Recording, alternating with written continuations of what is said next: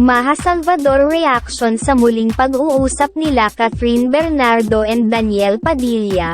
Maging ang actress ay natuwa sa magandang balita na ito. Saksi si Maha sa naging problema ng Katniel.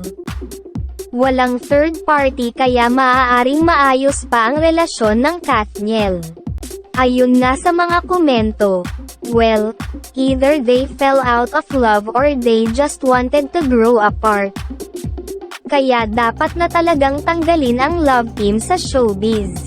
Let them grow their own way na walang kailangang kapartner para hindi limited ang kakayanan nila alone.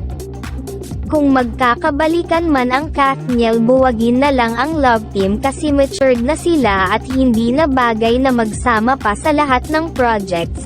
Hayaan na muna mag-grow ang isa't isa para matuto.